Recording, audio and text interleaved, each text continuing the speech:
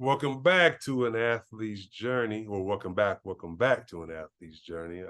I'm your host, Travis Reed. Today, I got a special guest, somebody who has been super busy. So I'm super happy that she finally came on, had enough time to come on the show today. Because I was like, if we would have kept rescheduling, the real football, basketball season would have started. She'd have been way too busy to come on the show. So I'm just glad that she had the opportunity to come on today. Somebody I recently met, but is a really, really nice person, really cool person. And her journey is something that I wanted the world to hear about because she's been an athlete and been super successful as that. And now she's super successful in her other field. So definitely want to make sure people hear this story because it needs to be told for future generations to come. Please introduce yourself to the people. Well, thank you, Travis, for having me on. I appreciate it. And I'm a sports reporter. I work with ESPN, MSG Networks, covering the NWSL, college sports. I have some new, as the fall's kicking off, some new opportunities actually that are getting started that I'm looking forward to. And I'm a former soccer player. I'm a college Hall of Famer, former three-time All-American out of LaSalle D1 University in Philly, and played some professionally as well. And so just excited to be on here and be able to tell a little bit about my experiences. I don't think there's enough time in the day to fully get into all the details, but I'm excited to give you guys like the Spark Notes quick overview just to give you a little glimpse. So happy to get into it. As you can see, like I said, she's big time. You know what I'm saying? I don't know if I have that many college Hall of Famers on the show. I might have had a couple, but yeah, she's big time, folks. I told you. So we're gonna get right into it, Renee. How did your journey start in sports? I come from a sports family. So my parents played sports, aunts, uncles played sports. My dad played professional basketball overseas. My mom played some basketball in college as well. And they allowed for all my siblings and I to also play sports. And we played every single sport. We tried it all as a kid. I remember trying softball, swimming, tennis, and just soccer, basketball, and track were the main three that I stuck with, though. Those are the ones I was best at. And that, coming from a basketball family, they never forced us to just play basketball. And that, fortunately for me, worked out because soccer was my best sport. It was the one that I was able to go the furthest in and had the most success in. And so sports have been a big part of every aspect of my life. It's not just, it's funny, people now are like, oh, you're a reporter. I'm like, no, I've been in sports from birth. And it's been the biggest part of what my upbringing, my family, my experiences and memories are around, whether it was going to games, playing in games, rushing from tournament to tournament, AAU to soccer to a track meet, whatever it was. So I'm fully a sports junkie. Well, as you can hear it, I can hear. Oh yeah. You know what I'm saying? The fact that you played all these sports. I guess that was you just answered the question I was going to be leading on next. Were you interested in other sports? But obviously you were playing basketball as well. Were you any good in basketball? I was very good at basketball. I actually had some offers to play D1 hoops, but soccer was just my better sport. At the time I was playing on the regional team. So the team, the best of Region One. I was trying out for the national team, never got the opportunity to play with the national team, came close. But I'm glad that I made the decision. I was considering playing basketball and soccer in college. And actually, I ran track and played soccer in college, which a lot of people don't know that I was a two-sport athlete and running track as well. So I still was able to continue competing. And I played basketball all the way through senior year of high school. Which is crazy. Like I said, I think that you played, you lettered in three sports. That means you had absolutely no time for anybody or I still dealing with don't have anything. time. Yeah, yeah. That's what I'm saying. So that's why you're so used to not having time, it just kind of, kept going. Yeah, I get that. I get that. Yep. Yeah, okay, so obviously you're great in soccer, you're great in basketball. Now, were you going to high school? Because I guess for me growing up, we played AAU, and so like that kind of determined like maybe what high school I was going to go to. I could maybe possibly play with my friends, but in my situation, I was from the city. My friends are from the like burbs, if you want to say. So they went to like prep schools and I went to, city schools. So for as you chose your school for soccer, or did you choose your school because you played basketball? Why'd you choose your high school? Yeah. So for me, it was a school that had the best athletics and academics. So I did go to a private school, actually. I didn't go to my public school. And my parents had made the decision for none of my siblings. We all went to private school. There's four of us, and all of us went to private school for high school. And it was just because my public school was not good. Not even just in athletics, but just in general was not a great environment. I grew up in Ewing, New Jersey. I have no problem sharing my uproots. But they just felt like the best opportunity for us academically as well as soccer wise was through the private school route. So for me, the high school that I went to was perfect. We were the number one high school in the country. We went undefeated. We won a bunch of titles. Basketball wise, we were very good also. We were, if not always winning our like area titles and state titles, we were at least competing in it. And so for a prep school that was a small school, Pennington Prep, out of Central Jersey, the best blend of everything. It gave me kind of like an intro to college, just with how the school dynamic was, and just gave me that balance to truly be a student athlete, and Mm-hmm. also to start competing against some of the best in the country. You know, like club soccer and AAU basketball was giving me that opportunity, but playing at a high level in high school.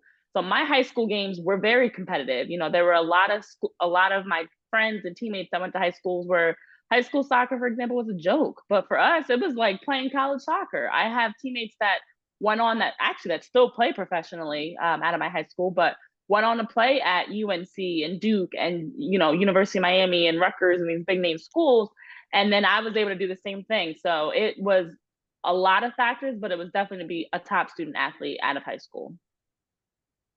Wow. Well, like I said, that's amazing. Now, you have all these memories, all these championships in basketball, track, and soccer. What was your most memorable moment in high school? Um, I don't have just one. One memory that I definitely just enjoyed was the fact that my freshman year I was able to play with my twin sisters. They were seniors. And so being able to get introduced into a whole new world with my big sisters there was definitely not only a memory in itself of them like driving me to school, and they were the captains of the team and I was just a little freshman coming along, but also just to kind of give me the confidence as I was taking that next step to have them there with me. So I would say that as my answer because it was probably one of the most important first steps that led to many other memories that after they left and passed the torch off to me in high school, I can now continue with, the same accolades that they had as being, all state, all prep, all, player of the year, different things like that. So that's probably one of my earliest memories when we were on the soccer field together, since soccer in Jersey comes before basketball. And people are like, wait, there's three of them. And we look like triplets. We all still look alike. And people around my parents were like, wait, which one is that? And are they twins? Who's the twins? Who's the triplets? So that was such a cool experience, especially as Black girls in soccer and a prep school that was a top school in the country, to be on the field together. That's y'all were like the balls, like Bingo, bingo. you The know sports having family for sure, where right. everybody's out playing. Oh yeah, oh yeah. Okay, so you're obviously one of the top soccer players in the country. Also, like you said, you had a lot of offers in basketball as well. What made you pick the college that you went to, and what do you remember about your first year in college? Compared to high school. Right. So LaSalle University, much like my high school, had a great blend. It was about an hour from my house in Jersey. It was a school that I thought, as an Atlantic 10 conference school, that I could go into and just compete. I Hmm. had a lot of offers at Big East and ACC schools and a variety of just different conferences. And for me, I knew I wanted to go somewhere at first and foremost financially was for me an important factor too. We went to college, we went to private school, as I mentioned. So my parents, I didn't come from a family where they could just write a check. So I did need to go somewhere that I could actually afford to go get a degree for free, and get paid for, get a nice full ride. And so LaSalle covered that, but they also covered and checked a lot of boxes that I could go there.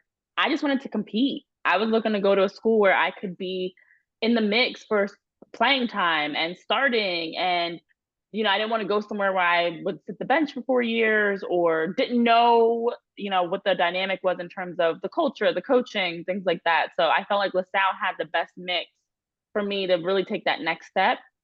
And then my freshman year, I was all A10. I was one of the leading scorers in the conference. I broke all these records. I mean, within the first couple of games, I had already shattered records at LaSalle. winning MVP for the various preseason tournaments that we had, and helping us get the furthest we'd ever gotten in program history with going to the A10, I guess would have been the semi quarterfinals that we got to. So I immediately came in, and to my surprise even, was able to just break open some records and make some history, and really make a name for myself from my freshman year. Okay, well, since you broke records, like my next question was be like, what was the hardest thing in college from from high school? But since you kind of killed and you just kept it going, it wasn't that hard of a transition for you, was it? It was very hard. No, don't get me wrong. It wasn't easy breaking records and being successful. And honestly, one of the toughest parts was I was even surprising myself. Like every year as I accomplished new things, I didn't really even know that I could do that. So, I didn't go into college wanting to be a 3-time All-American, or wanting to make records, or wanting to, lead us to our first ever conference championships or NCAA tournament appearances. I just wanted to play soccer. I was just going there for the love of the game. I was like, 4 more years to play the sport that I love.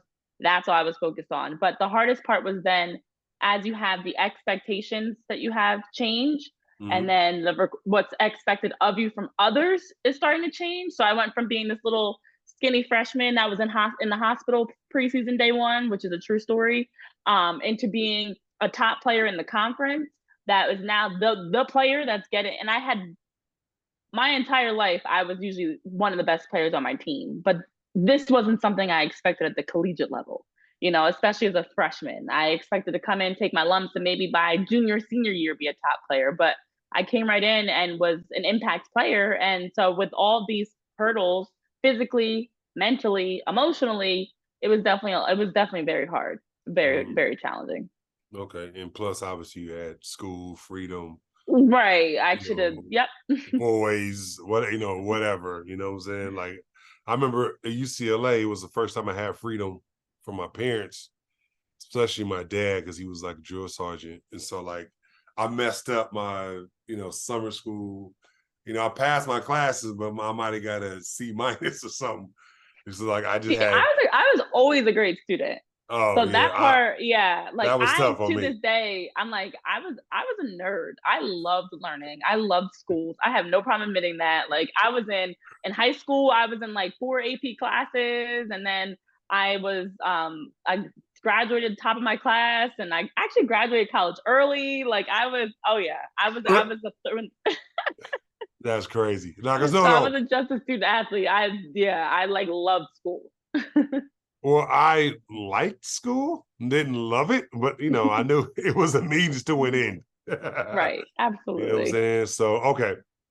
So obviously you came in right away. You had great impact. You were player of the year 3 years, in college. What would you say your greatest triumph was in college, and what would you say your greatest failure was? Well, looking back on all that I was juggling, I think that's the part that people don't realize. I've alluded to a little bit, but I haven't fully shared it. But people just look at, oh wow, you were successful, and I'm like, not only was I successful, but I had a major in public relations, a double Mhm. minor in Spanish and psychology. I graduated in 3.5 years. I was a 2-sport athlete. I graduated magna cum laude, and I was someone that had like 8 internships. So I'm like, I don't even know how I did all that stuff. And I'm not saying it to toot my own horn, but at the time I was just like, oh, I'm just doing it. And now looking back, when I tell people, I'm like, I'm so much more than just a 3-time All-American. I did all that in the midst of so many other things that I was working on, that I was never 100% just a soccer player. I fully took advantage of every opportunity that LaSalle offered me, in the classroom, outside the classroom, on the soccer field, on the track, whatever it was, to walk out of there in a really good place as I went on to pursue my master's and coaching and then reporting, to set me up for who I am today. So I think one of my biggest triumphs is not settling and going into college and maximizing. And I'm like, there are things that maybe if I had done less internships, for example, my soccer career might have been different. Who knows? But I think that for where I'm at now, I appreciate the fact that I was able to have success, love what I was doing, playing, but also set myself up to prepare for what was next in the next chapter, in a way that, not a lot of student athletes, even to this day, really focus on. and I did it and was able to balance it all. So I would say that was one of my biggest triumphs, is the fact that I was successful in the midst of all the juggling that I was doing, that helped me still be able to juggle today, but enjoy what I'm doing today. Well, no, I think yeah, like the fact I now folks, I didn't know all this. I didn't know she had It's not eight. out there. It's not Yeah, public knowledge. yeah, I didn't know she had 8 internships while doing all this stuff. That's amazing. Thank you. Like that is a triumph in the fact of that. But what would you say your greatest failure was in college? Probably the same answer. No, I mean, I don't know. I think that one of the things that I try to always tell people is just to be open to possibilities. And Mhm. unfortunately, it was when doors closed that I really had some regrets about, like, soccer, for example. I think I know where I was coming out of college, soccer for most women's sports still aren't great. There's still a lot of work that needs to be done. But at that point in 2014, the NWSL was just in their second season that they were going into. And so there wasn't as much opportunity for me. And had I maybe done something differently, I don't know, maybe my soccer career continues a little bit longer. Maybe I play overseas, I'm not sure. But I think that I was just so focused on um, so many things that I maybe even missed some opportunities. But overall, for where I'm at now, I don't have any regrets. I Yeah. mean, at some point I had to give up playing. And do I still watch the World Cup and the games that I do and wish I could still be out there? Absolutely, but we all do. And so I'm happy that I was able to leave in a positive way and step away and make a nice transition into my career. So I don't know that I have any true challenges, because I felt like the biggest challenges physically, mentally, emotionally helped me be prepared for the real world, to be honest. Like, soccer in general prepared me for the real world, because it was a very, very similar component of, as a Black girl in a white sport, a lot of different headaches that I had to deal with and challenges that are exactly what I still deal with today in this world. So I don't even know an answer to your question, but I'd say just challenges of being successful were definitely ones that I faced. That makes And sense. ambitious, successful and ambitious. I think that's the other thing. I wasn't just successful. I always wanted more, which not everybody can handle, unfortunately. That's I agree with you. So I'm saying, like, the hardest thing about success is wanting more. I remember there was this fighter, Marvin Hagler. He was the middleweight champion. He said it's hard to get up and do road work like running when you're sleeping in silk sheets. It's one of those things I always remember in my head. Like, you Hmm. know what I'm saying, of like, once you get comfortable, then we'll see how hard the work is, So I definitely agree with you on that. What would be the biggest lesson that you learned in college or learned from college? Similar to what I just shared is to just, you define your own success and you define, like, how far you want to go. Hmm. And so many times we're told in this world what we can and can't do. We're put into a box. And honestly, those 4 years really helped me prepare to understand that there are no limits. Like I said, I came into LaSalle just trying to play soccer for 4 years. I wasn't going there to do any of the things that I did. I didn't even know what I wanted to study. I even, when I graduated, changed what I studied is not what I'm actually working in. Hmm. So just being open to whatever you are passionate about, your purpose, whatever drives you, whatever motivates you, because we're so limited in this. We're so surrounded in this world of people trying to limit us and trying to, whether it's through social media or through just expectations of society, tell us what we should be doing with our lives. Okay, at this age you should be doing this, or at this height, or at this speed, or whatever. This is what you should be doing, and you can literally do whatever you set your mind to, and do it unapologetically to the best of your ability. Failure, success, whatever that may look like, but at least knowing that you tried. So those 4 years taught me to try and to really make sure I'm never letting anyone else or myself limit what I can do. That actually makes a lot of sense. Limitless things for limitless people. You know what I'm saying? Absolutely. Yeah. Now, you're obviously, you're the shit. Just let's just put it out there. You're the shit in college. Okay. Thank you. This is an adult show, people. So you're the shit. So you do all these things, right? You're super successful. you've done all these internships, and you want to continue your soccer career. So what happens after you graduate from college? What happens next for you? So I had an opportunity to play professionally in the NWSL, get into preseason, and it was in that moment that I realized this is it. I'm done. I had already been offered an opportunity to coach college soccer at a Lehigh University and get my master's. So I already knew I had that on the table, that regardless, I was going to be able to continue my education, get another degree paid for, and then also be able to coach and just, take the next steps post college. And honestly, after I hung up my cleats and stopped playing, it's when I really was able to dial into who I am as a person. It was hard, it definitely was challenging. I think what helped me was as a GA, I actually was still in a lot of the practices. In fact, they would use me to help, be in fitness or jump into scrimmages or whatever. So I was still playing, but just not playing obviously in games or not playing at a high level. So it gave me kind of like a slow transition where I was able to, for 2 years, still be involved in college soccer just in a different way. And then Mm-hmm. also start shifting my focus towards what I wanted to do next. So, at that point, I was done. That was it. No more soccer for me. No more playing sports for me. Okay, now what? Who am I as a person? What do I enjoy doing? What do I want to do with the rest of my life? So it gave me a chance to now be a student and not be a student athlete, which for the first time in my life was a first, honestly, and something I was not used to at all. My whole life was around playing sports. My whole Mm-hmm. identity was around, I was Renee Washington, the soccer player, number 3. And Mm-hmm. now I was not that anymore. So I had to find my identity after sports. But I was fortunate that through my internships, I already had an idea of what I wanted to do. My challenge was actually making the leap to do it.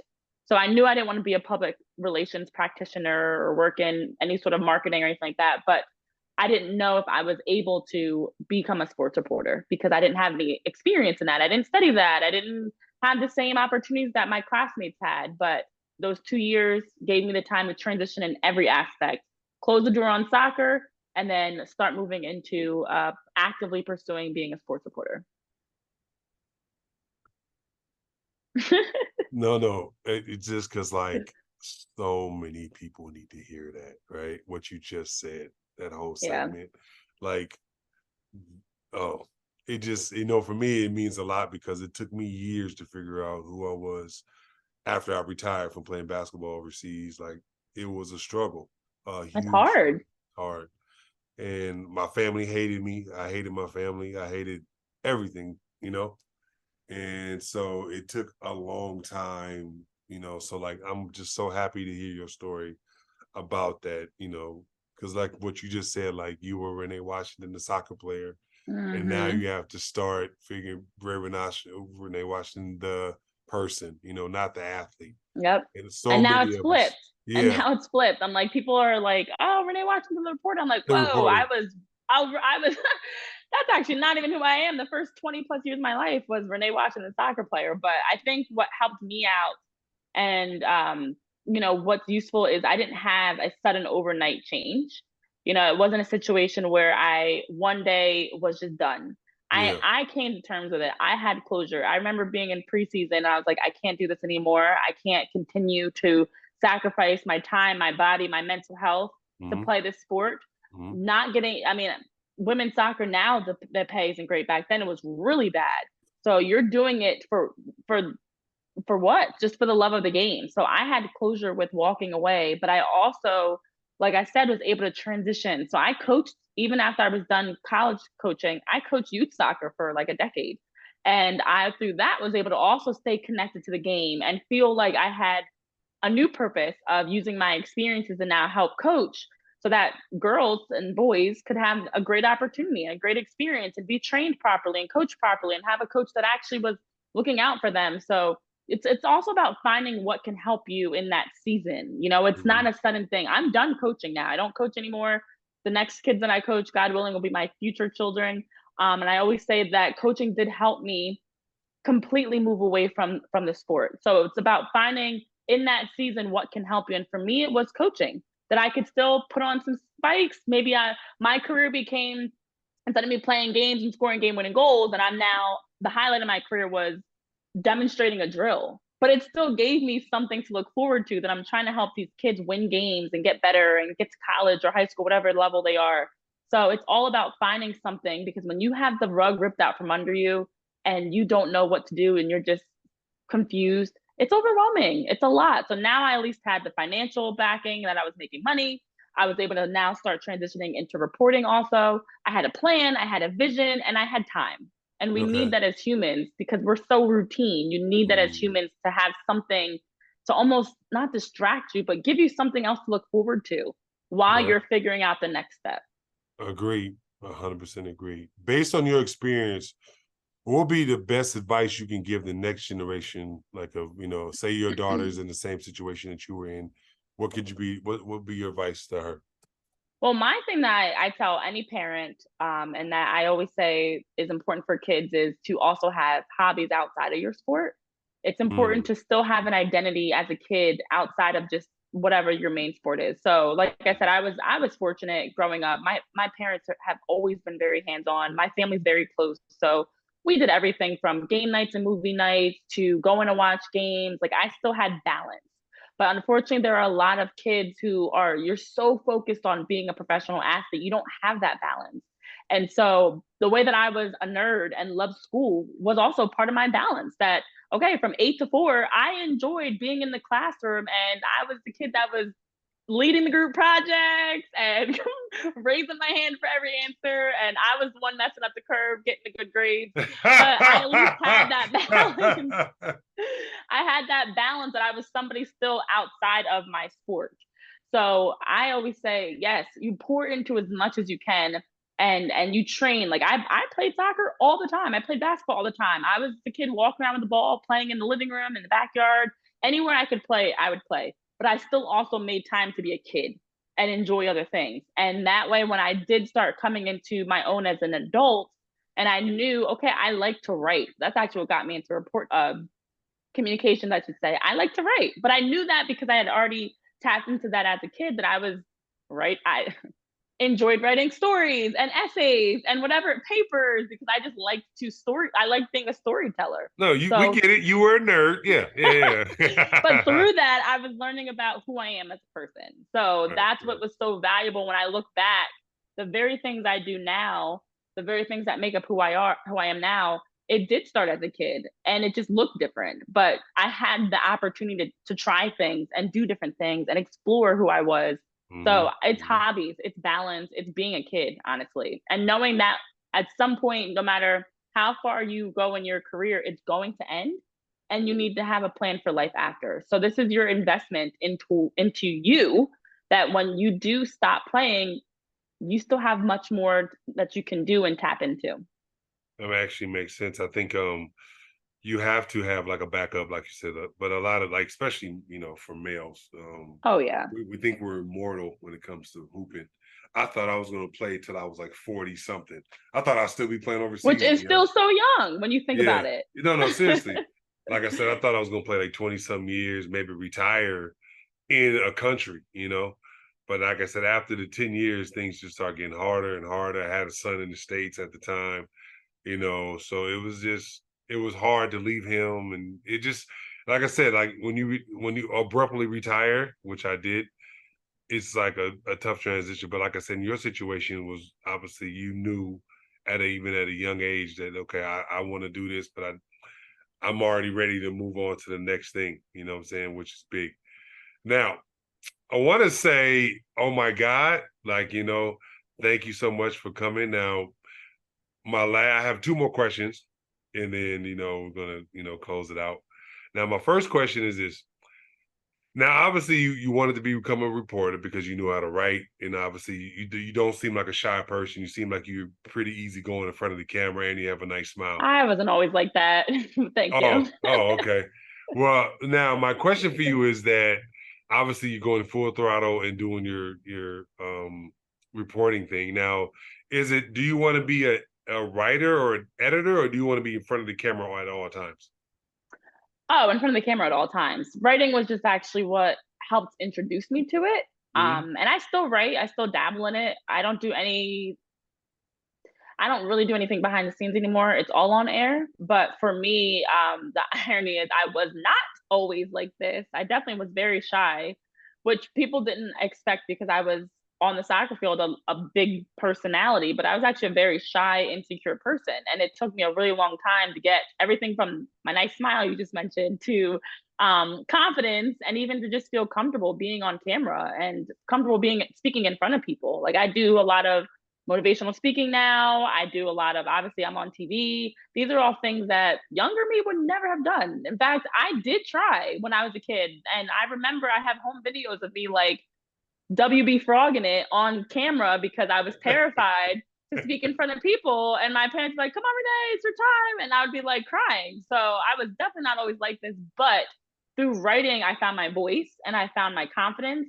And then also through my success as an athlete, because I was doing so many interviews, I learned how to be on the other side. So that now when I do get an opportunity to talk to anybody, whether it's on a show or post game, whatever it is, I know what it's like to be in their shoes. So I know how to kind of bridge the gap and build that rapport and make that connection because I've been a player and a coach and a fan and now a reporter. And that actually is what gave me the confidence to fully be an on air personality.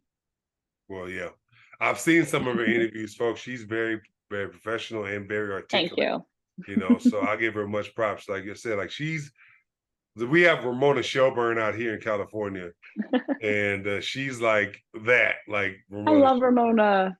yeah, you know what I'm saying? Like, It's huge. I'll take yeah, that. yeah, she's Ramona Shelburne, so props. So in the last question I have for you is this: at some point in our career or life, we all go through like low points, being an athlete, being a regular person. I want to know for you, how did you get out of your low point? Was it you? Was it God? Was it your family? Was it all of the above? How did you get out of your low point?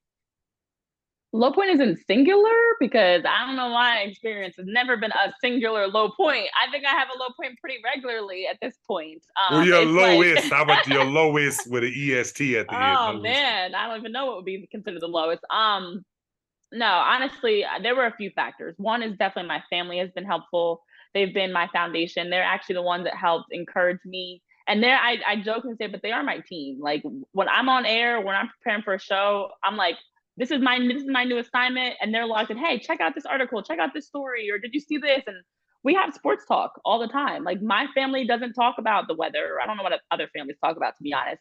My family talks about sports. So I've been practicing what I do every day as a profession is literally what I do every day at home. So they've helped give me the courage, especially as a woman in sports, to have a voice and be comfortable speaking up because I'm like, I do it with my family, my uncles, my aunts, whoever wants to listen. We're going at it, we're debating, we're having sports talk. God has definitely been a big part too. I'm a very spiritual person.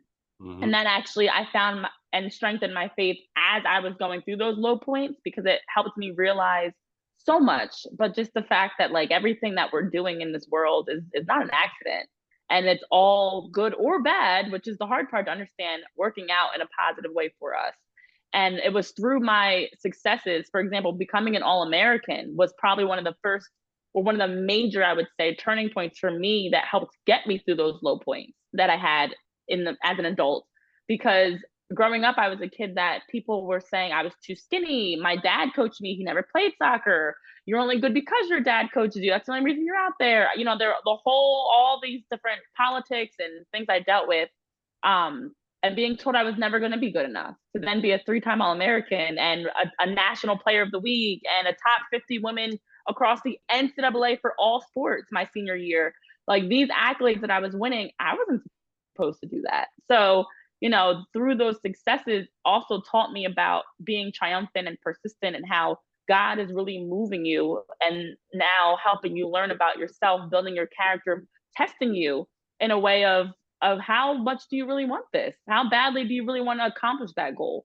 And so my faith and my family have definitely been at the rock of everything I do. But then also I have my own ways. I always tell people like you got to find what works for you. For me, it's like every once in a while I might need to just blast some gospel music and I might cry and sing and dance. I don't know what emotion is going to come out, but I might need to just do that just to be in the moment and just to like let my emotions be raw and be present and have a moment to feel whatever it is that I'm feeling. I journal a lot still. There's that writing part. I journal a lot and just write things out, because the Virgo in me, my mind is like doing a million things at once. I've got ideas, I've got suggestions, I've got, oh, I want to try this or do this. So I write things out to help keep myself focused, just to quiet out the noise. And even little things like going for a walk or being in nature where I can be present and disconnect from my phone, and definitely away from social media. Those are all ways that I've learned every once in a while I have to tap into doing. So find what works for you, whether it's working out, whether it's meditating, it could be going fishing, whatever that looks like. You have to find kind of what keeps you going, so that when you do have those low moments, it's like, been there, done that.